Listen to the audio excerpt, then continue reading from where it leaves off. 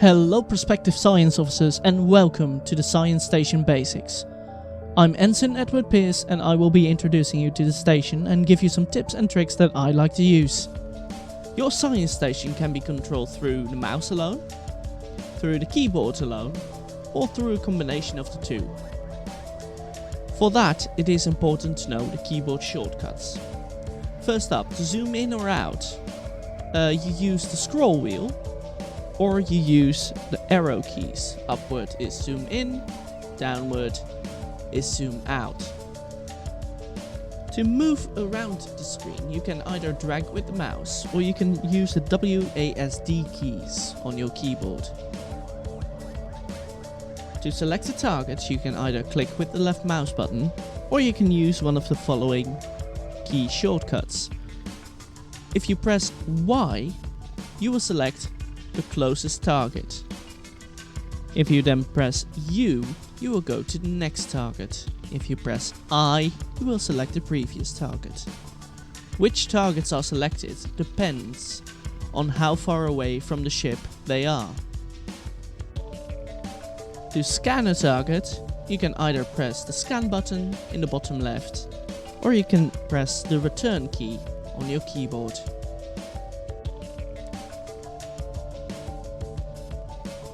Now, let's talk about targets, shall we? Do you see those grey arrowheads? Those are unidentified targets. You don't know whether they're friendly or enemies yet. And if you scan them for the first time, you will see if they are enemies or friendlies. Those arrowheads might also turn red. That means they have committed an act of aggression towards you or the fleet. And that means you know they are hostile, but to know what they are, you can scan them first. And then the second time you reveal more information, like I'm gonna do now. Friendly ships are blue. Those are these. You can ask them to help you. Well, the communications officer can ask them to help you.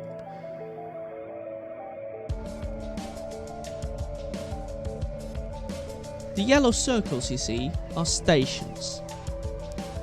If they are red, that means they are enemy stations.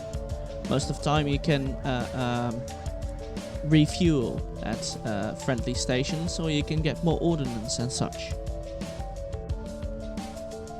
Now let's go over some scan results, shall we? Let's scan Uniform 3O for the first time. Let's see what shows up. As you can see, we got some basic details. We got the name, the ID tag, direction, the range, basic shield information, and some basic ship information. Now, when we scan them a second time, like I have done to Hotel 97, this one, you can get some more information. You can get shield frequencies, more about that in a bit, and you can get some intel about the captain. And if the ship is damaged, you can also see the damage down here. So if the primary beams are disabled, you will be able to see it there.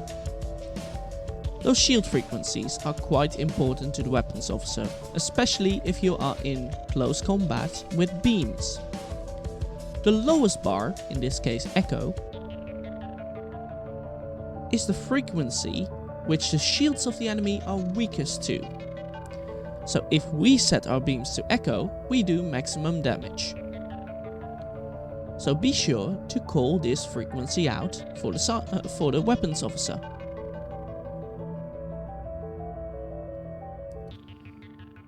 Your job as the science officer is to gather intelligence data on different targets, to provide updates about enemy vessel status, and to provide navigational bearings and distances when instructed to do so. It's not a basic part of your duties. When you are instructed to do so, provide those bearings and ranges. When not, the captain most of the time has their own captain's map on which they can see these things. Now for some tips on the science station. When calling out a frequency, be sure to call it out twice. So, for example, Hotel 97 Echo Echo.